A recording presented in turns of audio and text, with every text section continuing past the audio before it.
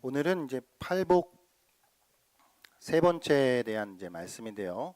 온유함에 대하여서 함께 말씀을 좀 나누도록 하겠습니다. 이 온유하다라고 하는 이 단어는 조금 우리에게 익숙하면서도 좀 사실은 그 온전한 내용이 이렇게 잘 이해되지 않는, 한편으로는 좀 오해되기 쉬운 그런 개념 중 하나라고 생각을 합니다. 그럼 이제 온유하다라고 번역된 이 단어에 대하여서 우리가 조금 이제 한번 생각해 볼 필요가 있겠는데요. 그럼 이제 이 성경 자체가 지금 이게 원래 이게 헬라어로 쓰였잖아요. 이게 그리스 말로 쓰였는데요.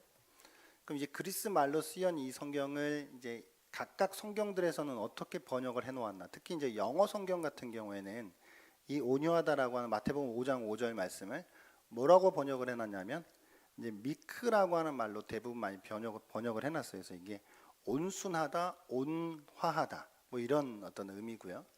또 어떤 영어 성경에는 젠틀이라고 하는 말로 번역을 해놨기도 했어요. 그래서 순하다, 뭐 조용한 뭐 이런 어떤 의미를 좀 가진 단어이죠. 그리고 또 어떤 영어 성경에 보니까 험블이라고 하는 단어를 이걸 번역해놨는데 겸손한 혹은 초라한 어떤 이런 의미를 가진 이제 단어로 번역을 해놨어요. 그러니까 이제 이게 원어는 있는데 헬라어라고 하는 원어가 있는데 이걸 이제 어차피 우리가 번역한 성경을 이제 읽다 보니까 그렇잖아요, 여러분. 그 한국말 영어로 번역하려고 해도 한국말이 영어로 번역 안 되는 말들이 많다면서요.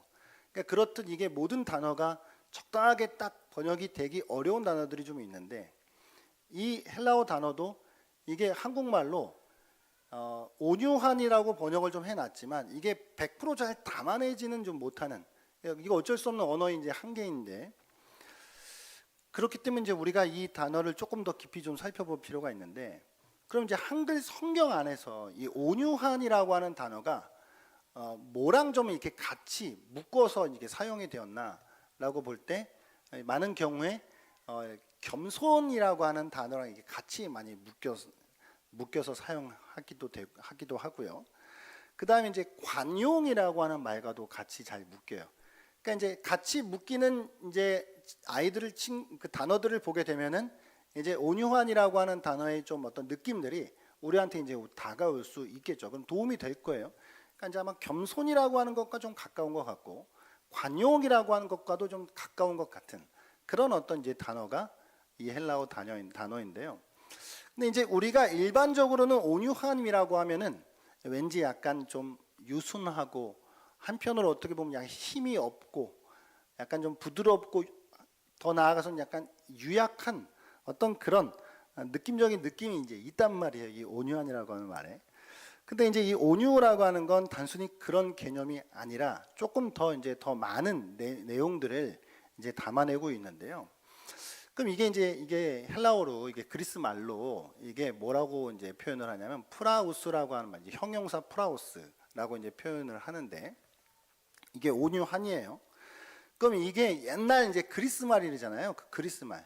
그럼 이 말이라고 하는 것에 대하여서 우리가 좀 의미를 접근하기 위해서는 이게 어떠한 경우들에 사용되었나라고 하는 것을 보게 되면 좀 이렇게 의미적으로 좀 더 쉽게 다가오실 거예요.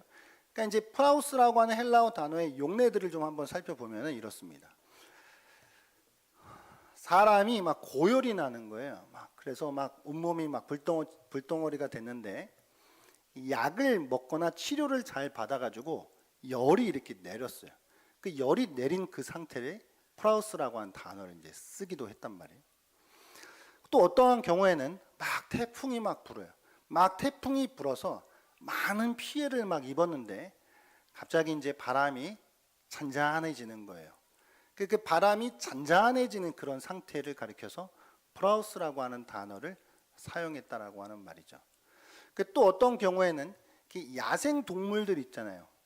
야생 동물들을 이렇게 잘 길들일 때 그 잘 길들여진 상태를 가리킬 때 우리가 프라우스다라고 하는 단어를 이렇게 사용한다는 말이죠. 이제 느낌적으로 좀 이렇게 다가오실 거란 말이에요. 여러분 그 켄터키 더비라고 하는 미국 3대 경마 대회 중 그 하나인 그 켄터키 더비라고 하는 대회가 있는데 경마대회예요.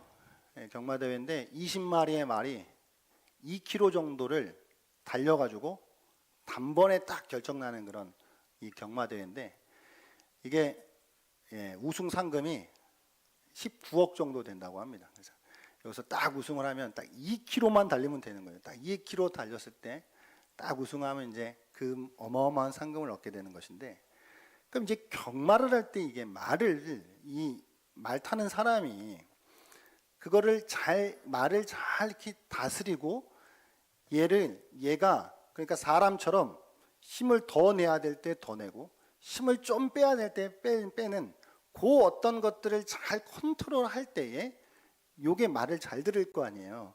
그때 이제 우승을 이제 할 수 있을 거 아니에요. 물론 이제 뭐 태어난 것 자체가 또 물론 또 자질이 좀 있어야겠지만 어쨌든 말 타는 사람이 그것을 잘 길들일 때 그런 상태를 가리켜서 이 헬라어를 이 프라우스다라고 이렇게 표현을 했단 말이죠. 그 옛날에 이게 그리스 말이기 때문에 우리가 어차피 이 그리스에 대한 어떤 좀 문화를 이해할 필요가 있는데, 그리스 철학자 아리스토텔레스가 그의 책에서 이 온유한 프라우스한 사람, 이 온유한 사람에 대하여서 이렇게 표현을 했어요. 그 사람은 아리스토텔레스가 분노에 있어서 중용을 취할 줄 아는 사람이다라고 말이죠. 그러니까 화가 나는데 거기서 더하지도 않고 덜하지도 않은 것을 할 수 있는 사람, 그런 사람이 온유한 사람이다라고 묘사했단 말이죠. 그러니까 조금 더 풀어서 아리스토텔레스는 정당한 대상을 향해서, 그러니까 정당한 대상을 향해 아무한테나 승질내는 게 아니라 정당한 대상을 향해서 분노를 낼 수 있는 사람, 또 정당한 정도로요.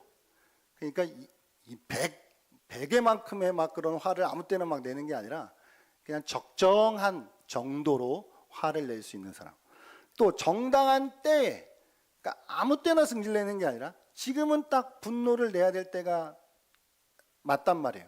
그럴 때 이제 분노를 낼 수 있는 사람, 그리고 정당한 목적으로, 그러니까 이유가 분명해야 된다는 얘기예요. 왜 승질을 내는 거냐, 너 왜 분노하는 거냐라고 할 때 정당한 목적으로, 그리고 정당한 방법으로 화를 낼 줄 아는 사람, 그 사람이 바로 온유한 사람이다라고 그렇게 묘사를 했단 말이죠. 그럼 이제 그리스 문화권에서 이 프라우스가 사용되어져 있는 이 용례들을 이제 우리가 생각해 봤는데요. 이게 좀 어떤 느낌으로 다가오세요? 약간 정리를 하면 이런 느낌이에요. 뭔가가 무엇에 의하여서 통제되는 느낌이라는 거죠. 그러니까 뭔가가 뭔가에 의하여서 조절이 되고 있다는 느낌이에요. 그러니까 지멋대로 막 설치는 것이 아니라 뭔가가 그것을 잘 붙잡고 있는 거예요. 뭔가가 그것을 잘 길들이고 있는 거예요. 그런 상태를 가르쳐서 우리가 프라우스다라고 하는데, 그러면 성경은 오늘 프라우스한 사람이라고 할 때, 온유한 사람이라고 할 때 핵심적인 개념이 바로 통제가 되어 있는 사람, 잘 길들여져 있는 사람, 그런 사람을 말하고 있는 것입니다. 그러니까 예수님이 팔복에서 이 프라우스, 즉 온유한 자에 대해서 어떤 말씀을 하시고 있는 것인데요. 오늘 그 말씀에 대해서 우리가 좀 함께 생각해 보면서 은혜를 나누었으면 좋겠습니다. 자, 먼저요, 이 온유한 사람이라고 하는 것에 대해서 우리가 먼저 오해하지 말아야 할 것은, 이것은 천부적인 기질은 아니라는 말이에요. 그러니까 팔복 자체가 다 그래요. 이건 누구나 그냥 태어나면서부터 천성으로 타고나는 기질과는 거리가 먼 거예요. 그러니까 어떤 사람들은요, 타고난 사람들이 약간 부드러운 사람들이 있잖아요. 그러니까 온화해, 그냥 성격 자체가. 그러니까 그런 사람들의 특징적인 기질을 온유하다라고 말한 것이 아니에요, 예수님이. 그러니까 막 태어나면서부터 이거는 그냥 가지고 있는 사람에 대한 그런 천성적인 기질이 아니라, 오늘 이 예수님이 말씀하시는 것은 성령님에 의하여서 변화되어진 열매로서의 성품을 말하고 있다라고 하는 것이죠. 뭐라고요? 성령에 의하여서 변화된, 통제된 그 어떤 성품을 온유다라고 말했다고요. 그래서 사도 바울이 이제 갈라디아서 5장에서 성령의 9가지 열매 기억하시죠? 그 중에 뭐죠? 온유가 있죠. 온유가 이제 명사용으로 쓰였어요. 이 온유가 갈라디아서에서. 그러니까 이것은 분명히 성령께서 이루시는 열매다라고 하는 것이죠. 그러면 이제 우리가 구약 성경에도 이 온유라고 하는 개념이 이제 있거든요. 이 구약 성경에 있는 이 온유라고 하는 개념들, 그리고 몇몇 인물들에 나타난 이 온유가 어떤 좀 느낌일지 같이 한번 좀 생각해 보았으면 하는데, 먼저 이제 구약 성경에도 온유한 자에 대해 말씀을 많이 하고 있는데 대표적인 말씀인데요. 이게 오늘 마태복음 5장 5절이랑 거의 병행 구절이에요. 시편 37편 11절 말씀인데요. 이렇게 써 있습니다. 같이 한번 읽어볼까요? 시편 37편 11절 말씀 시작. 그러나 온유한 자들은 땅을 차지하며 풍성한 화평으로 즐거워하리로다. 거의 이게 마태복음 5장 5절이랑 거의 비슷한 이제 내용으로 이제 말씀되어져 있는 것인데, 이제 구약에도 온유함이라고 하는 개념이 이제 많이 등장을 하는데, 그중 이제 대표적인 인물 중에 하나가 이제 아브라함을 우리가 좀 생각해 볼 수 있겠죠. 여러분, 그 아브라함이 하나님께서 약속하신 약속의 땅을 이제 또 나아가는 그것을 차지하는 어떤 그런 이 삶의 여정 속에서 그의 조카 롯이 있잖아요. 롯. 어느 날 아브라함도 자기의 재산이 많아지고 가축도 많아지고, 조카 롯도 자기의 막 재산들이 많아지고 가축들이 많아지니까 이 사람들이 서로 막 싸워, 집안 사람들이. 그러니까 이제 아브라함이 롯에게 뭐라고 얘기하죠? 창세기 13장에 보게 되면 네가 좌하면 나는 우하고 네가 우하면 나는 좌하리라. 이렇게, 그러니까 너가 일단 원하는 곳을 말해. 네가 먼저 살고 싶은 땅을 말해. 이렇게 롯에게 양보하는 모습을 보여주죠. 그래서 롯이 결국 이제 소돔과 고모라 땅으로 이제 가게 돼가지고, 거기서 이제 사실은 롯이 큰 이제 나중에 이제 어려움을 겪게 되는 그런 어떤 것들을 이제 우리가 생각해 볼 수 있잖아요. 그러니까 이제 아브라함은 이 뭔가가 부딪힘 가운데에 이 조카 롯과의 관계 속에서 내려놓죠. 양보하죠. 야, 네가 하고 싶은 대로 해. 그랬는데 잘 생각해 보세요, 여러분. 근데 정말 오늘 말씀한 바와 같이 예수님이 온유한 자는 복이 있나니 땅을 기업으로 얻을 것이라 그랬는데, 그러면 진짜 이 아브라함 맥락 속에서 진짜 나중에 땅을 얻은 사람은 누구죠? 롯인가요? 아브라함이죠. 아브라함이 땅을 진짜 얻어요. 그러니까 이게 온유한 자가 땅을 얻을 것이다라고 하는 그 대표적인 사례가 아브라함과 롯이라고 하는 그 관계 속에서 우리가 이 내용들을 좀 생각해 볼 수 있게 되는 것이죠. 두 번째로 모세라고 하는 인물이 있는데요. 모세는 대놓고 성경이 모세에 대하여서는 이렇게 표현하고 있어요. 민수기 12장 3절 말씀인데요. 이 사람 모세는 온유함이 지면의 모든 사람보다 더하더라라고 말이죠. 그러니까 성경에 대놓고 모세는 온유함이 지면에 있는 모든 사람들보다 더한다는 거예요. 그러니까 이런 모세의 온유함, 이게 사실은 원래 우리가 이제 성경을 읽어보면 모세가 태어나면서부터 온유한 사람은 아니었던 것 같아요. 그러니까 이게 하나님에 의하여서 잘 길들여진 이제 상태인 것 같은데, 이 모세의 온유함이 잘 드러나는 대목이 있어요. 그게 뭐냐면 모세가 구스 여자를 취한 것에 대하여서 아론과 미리암이 그것을 막 손가락질하거든요. 아론과 미리암의 비방에 대하여서 모세가 그렇게 막 변명하거나 그것을 막 이렇게 대꾸하지 않아요. 오히려 그것을 하나님 앞에 맡겨요. 그러니까 이 모세의 모습 속에서 우리는 온유한 자에 대한 그런 모습을 엿볼 수 있다라고 하는 것이죠. 그러니까 이게 온유한 자는 이런 어떤 느낌들의 이제 사람인데요. 근데 참 이게 좀 흥미로운 것은 이 모세의 삶에서 우리가 좀 한 가지 또 생각해 보고 싶은 사건이 있는데요. 모세가 이제 실수를 하나 하잖아요. 무리바 사건인데요. 그러니까 하나님이 막 그 이스라엘 백성들 물 없다고 또 막 불평하고 원망하니까 하나님이 모세에게 반석에다, 민수기 이제 말씀인데 반석에 명하여 가지고 물을 내라 그래요. 하나님이 모세한테 반석에 명령해서 물을 내라 그러는데, 이게 모세도 불평이랑 원망도 이게 한두 번 들어야지, 이게 자꾸 들으니까 사람이 자꾸 이렇게 들으면 열받잖아요. 그러니까 이제 이 안에 있는 이 열받음이 이렇게 차곡차곡 쌓여 있다가 갑자기 이제 또 막 물 달라고 하니까 이게 또 한번 터져가지고 모세가, 하나님은 반석에게 명령하여 물을 내라고 했는데 모세가 손에 있던 지팡이를 가지고 2번 그 반석을 쳐서 물을 내거든요. 어쨌든 물이 나오는데, 근데 이게 재밌는 게 뭐냐면 모세가 이 사건, 이게 사실 모세한테는 재밌는 얘기가 아닌데, 모세한테 이 사건이 모세에게 치명적인 삶의 결과가 돼요. 뭐죠? 이것 때문에 모세는 약속의 땅에 들어가지 못해요. 그러니까 이걸 거꾸로 생각해 보면요, 여기서 모세는 승질을 한번 확 부려버린 걸로, 그러니까 자기의 이 분노를 하나님 앞에서 이게 하나님의 은혜에 의해 길들여지지 않고 이게 한번 밖으로 확 표출됨으로써 결국은 땅을 기업으로 못 받거든요. 그러니까 성경 전체적인 맥락 속에서 온유한 자가 복이 있고 그런 사람들이 땅을 기업으로 받는다라고 하는 이 맥락이 쭉 이어지고 있는 그런 부분들까지 우리가 이제 생각해 볼 수 있는 것이죠. 온유는요, 다른 사람들의 비난과 불평에 대하여서 내가 맞대응을 하지 않는 그런 어떤 모습입니다. 그러니까 그걸 하나님 앞에 전적으로 맡기는 거죠. 이거는 하나님이 해결하실 거야. 하나님이 처리하실 거야. 전적으로 하나님의 처분에 순종하는 삶의 태도, 이것을 바로 우리가 온유하다라고 말할 수 있는 것입니다.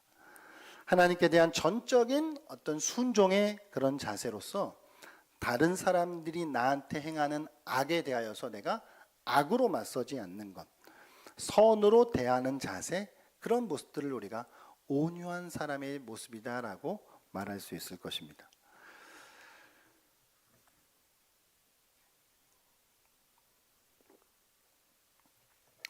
이 온유함에 대하여서 우리가 좀 한 가지 더 생각해 보고 싶은 것은 이렇습니다. 온유는 이 로이드 존스 목사님의 이제 참 이렇게 주목할 만한 대목인데요. 나 자신에 대한 평가이기도 하지만 그것은 또 그런 나의 자세를 다른 사람과의 관계 속에서 표현하는 것이다 그러거든요. 이게 무슨 말이냐면, 우리가 로이드 존스 목사님 피셜인데요, 이런 거예요. 내가 나를 생각할 때 나는 심령이 가난한 사람이야.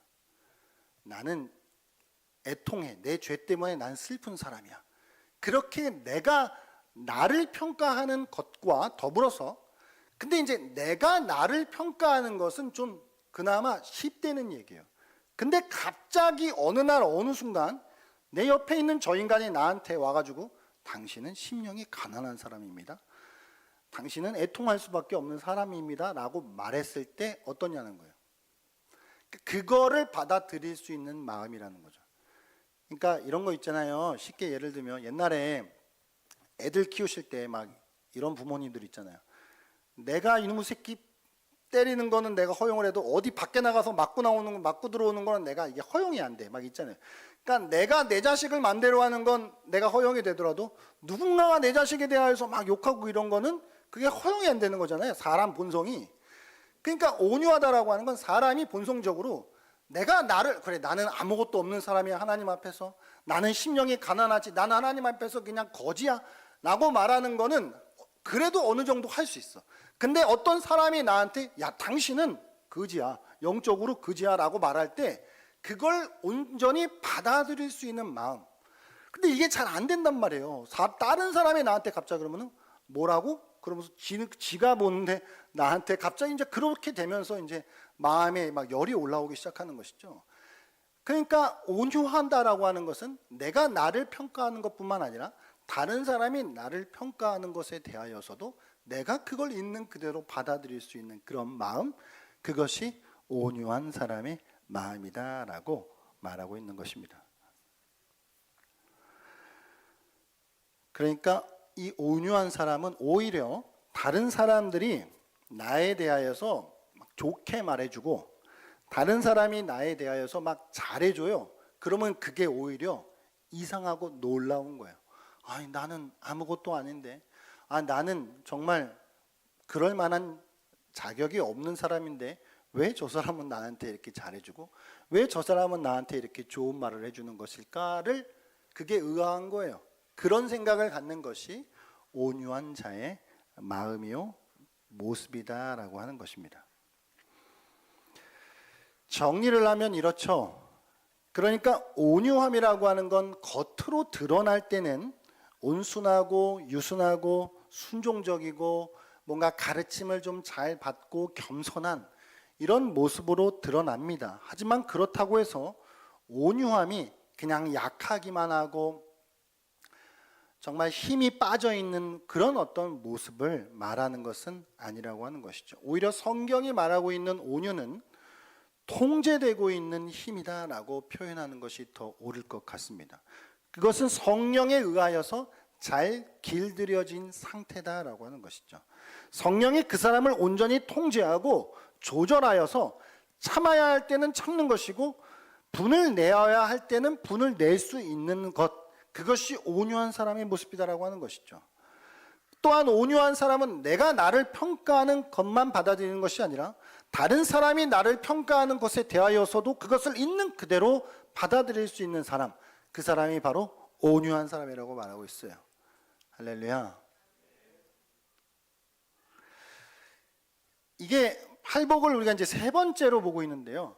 이제 팔복이 물리고 물리는 그런 관계에 있다라고 하는 것 아마 눈치채셨을 거예요. 그러니까 첫 번째 심령이 가난한 자에 대해 말씀하셨고, 두 번째 애통한 자에 대해서 말씀하셨는데, 애통할 수 있는 건 심령이 가난한 사람이 되어야 애통할 수 있단 말이에요. 내가 하나님 앞에서 나는 아무것도 아니고 아무것도 모르고 아무것도 할 수 없다 라고 그것을 인정하는 사람이 나의 그 존재에 대하여, 나의 그 연약하고 죄됨에 대하여 슬퍼할 수 있는 것이죠. 그럼 이렇게 나는 심령이 가난한 사람입니다. 그리고 나는 슬픈 사람입니다. 하나님 앞에 슬퍼할 수 있는 그 사람이 그 다음에 온유할 수 있다고요.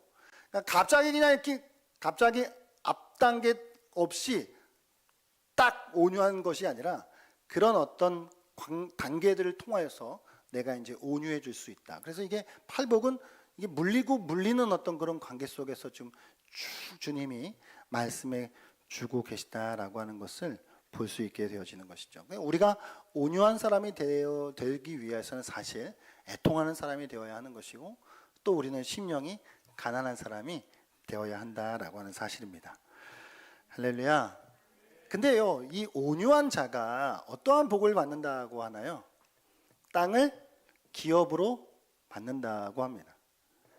이게 사실은 세상적인 눈으로 보게 되면 진짜 안 어울리는 짝이에요. 온유 그리고 땅, 이게 잘 안 어울리거든요. 왜냐하면은 세상은 힘과 능력 그리고 자기 확신, 막 저돌적이고 그런 것들을 이제 중요시 여긴단 말이죠. 그러니까 정복하고 소유한다라고 하는 것에 있어서는 내가 내 자신을 막 주장하고 우리 자신을 더 잘 표현해내야 하고 우리의 힘과 내가 가지고 있는 능력을 잘 드러내야 해요. 그러면 그럴수록 우리는 성공의 가능성이 높아진다라고 말하는 세상 속에 살아가고 있단 말이에요. 근데 이제 온유하다라고 하는 거는 근데 뭔가를 소유한다라고 하는 것과는 조금 거리가 있는 그런 어색한 그런 짝인데, 그래서 칼빈은 또 이렇게 이야기해요. 팔복 설교에서 우리는 사냥개와 함께 사냥해야 해. 양이 되면 다른 누군가의 저녁거리가 될 위험이 있어. 그러니까 세상 사람들이 이렇게 말한다는 거예요. 우리가 사냥개가 돼야지 어떻게 양이 돼. 양이 되면은 그냥 다 물려 죽는 거야. 이렇게 말하는 세상에 살아가고 있단 말이에요. 그렇게 사람들은 그런 논리에 자기 변명을 가지고 더 그렇게 살아가게 되는 그런 자리로 나아가게 된다라고 하는 것이죠.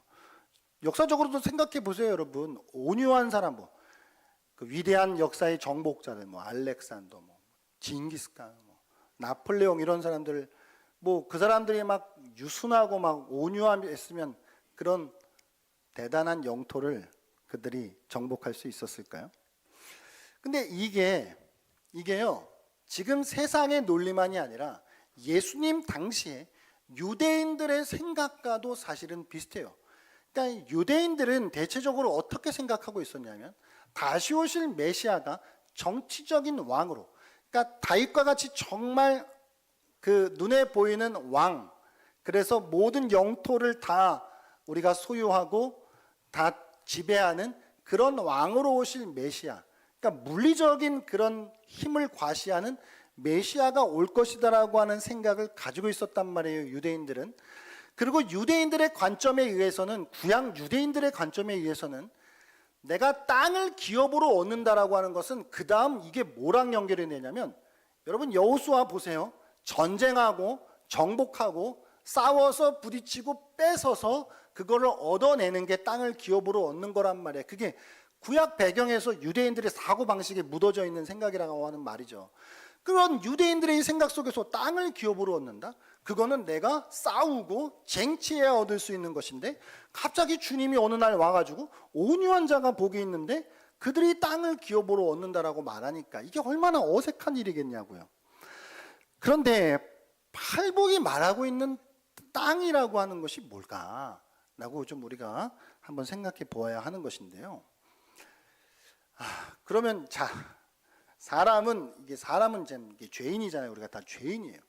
그럼 온유한 자는 복이 있나니 땅을 기업으로 얻을 것이다. 그러면요, 그 다음은 이제 우리가 아주 죄인된 인간의 사고 방식은 그 다음 어떻게 흘러가요? 나는 그러면은 내가 뭔가 큰 부동산을 얻기 위해선 온유한 마음을 가지고 살아가야 되겠구나.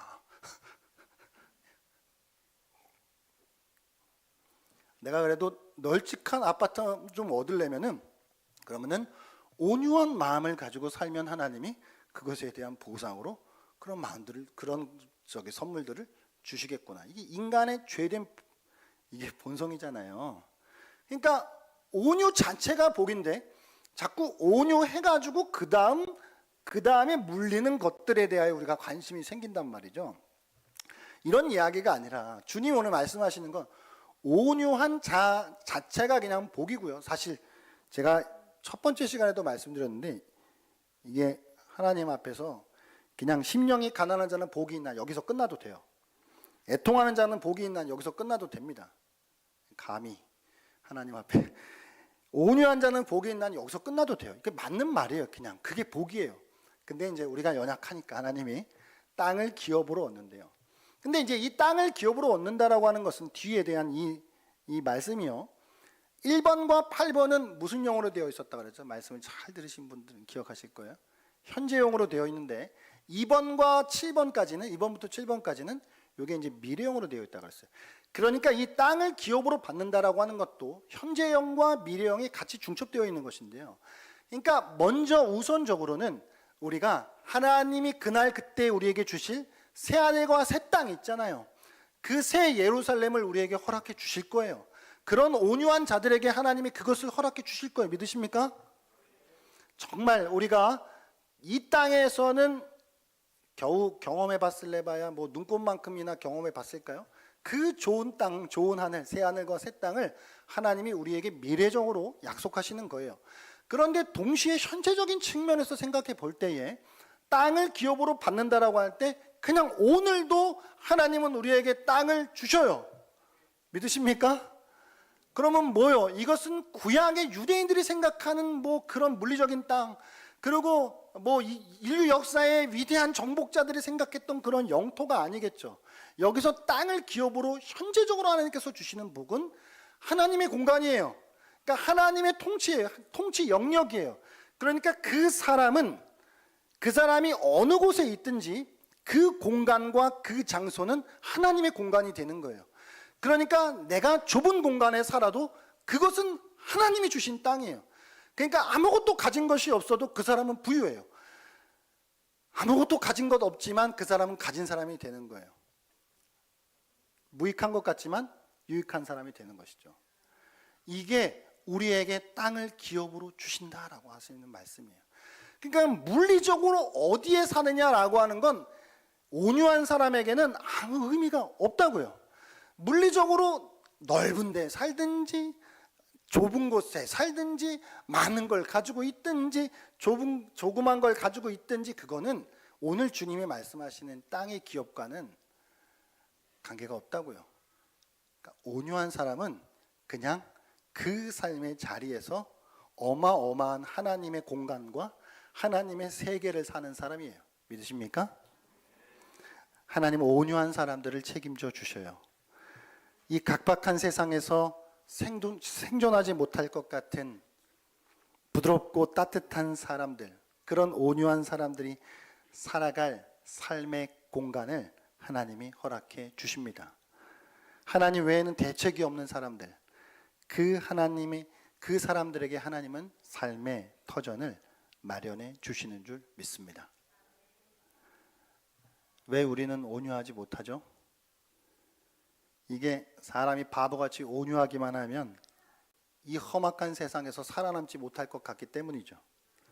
사람이 부드럽고 따뜻하기만 하면 손해보고 망하고 사기당하고 살아남지 못할 것 같은 세상에 살고 있기 때문에 우리는 쉽게 온유하지 못하는 것 아닐까요? 그러나 성경은 우리에게 온유해도 된다고 말씀하고 있습니다. 하나님이 우리에게 답이 되어 주시기 때문이라고 말씀하고 있습니다. 제가 십수년 전에 프랑스 파리에 있는 베르사유 궁전에 한번 갈 일이 있었는데요. 거기에 어마무시한 진짜 프랑스 역사상 태양왕이라고 불리는 루이 14세가 살았던 그 공간에 침실을 이제 보게 됐는데 침대가 이제 놓여 있어요. 왕의 침대가. 근데 딱 제가 첫 인상이 뭐였냐면 보통 이렇게 침대가 이렇게 킹 사이즈로 이렇게 보면 길잖아요. 근데 이게 생각보다 짧은 거예요. 이게 머리부터 발까지가 이렇게 짧은 거예요. 왜 저렇게 짧지? 이 사람들은 키가 작나? 이런 생각을 하는데 그때 가이드가 그런 말을 해줘요.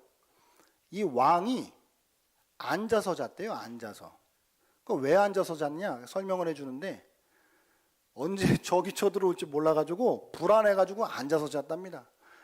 아니 베르사유 궁전이 있으면 뭐하고 왕이면 뭐하고 지가 권력이 있으면 뭐해요. 두 다리 뻗고 잠을 못 자는데 말이죠.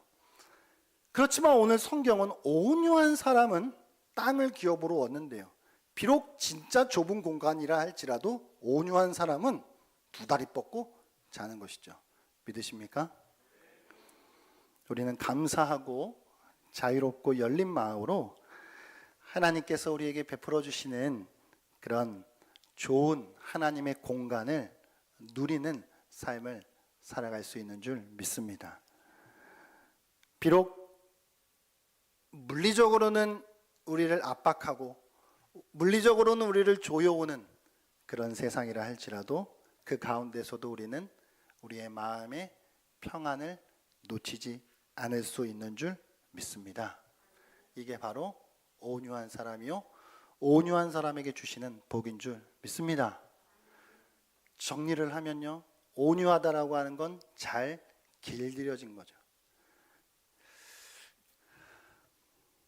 잘 길들여졌다라고 하는 말은, 자, 내가 지금 확 승질을 내고 싶은데 하나님이 절 누르시는 거예요. 내가 여기서 확 열을 내고 싶은데 하나님이 나를 누리시는 것이죠. 태풍을 잠잠하게 하시듯, 고열을 하나님께서 낮춰주시듯, 야생마가 날뛰는 그 야생마를 잘 길들여 놓는 것과 같이 성령께서 우리를 그렇게 통제하시는 것이죠. 믿으십니까? 근데 반대로도 그래요. 어떤 사람은 그냥 너무 차분해. 어떤 사람은 그냥 생긴 것 자체가 너무 느려. 어떤 사람은 생긴 것 자체가 그냥 부드러워요. 그러면 반대로 생각했을 때 통제가 잘 된다는 말은 뭐죠? 하나님이 야, 너 지금 느릴 때 아니야. 너 지금 달릴 때야. 너 지금 부드러울 때 아니야. 너 지금은 열을 낼 때야. 너 지금은 가만히 있을 때가 아니야. 너 지금은 뭔가를 말할 때야 라고 하실 때에 우리가 그때 나는 성격적으로는 난 말 못해 하지만 말할 수 있는 것이고, 나는 느리지만 빨라질 수 있는 것이고, 나는 차분하지만 분을 낼 수도 있는 것이죠. 이게 온유한 거죠. 앞뒤로 다요. 두 가지 측면에서 다요. 높은 걸 낮출 수도 있는 것이고 낮은 걸 높일 수도 있는 것이죠. 그러니까 이거는 내가 높다고 해서 높은 것만도 아니고 내가 낮다고 해서 낮은 것만도 아니에요. 하나님이 야, 너 지금은 가는 거야? 라고 하면 가는 거고, 야, 너 지금은 서는 거야? 라고 하면 서는 거예요. 이게 통제가 잘 되는 거죠. 이게 잘 길들여져 있는 것이죠. 이렇게 온유한 자들에게 하나님이 오늘도 우리가 살아가는 물리적인 공간과 상관없이 하나님께서 임재하시고 하나님이 가득하신 그 하나님의 공간을 우리에게 허락해 주실 줄 믿습니다. 이 하나님의 공간 속에 그 하나님의 공간을 누리면서 온유한 자 되어 살아가시는 저와 여러분 되었으면 좋겠습니다.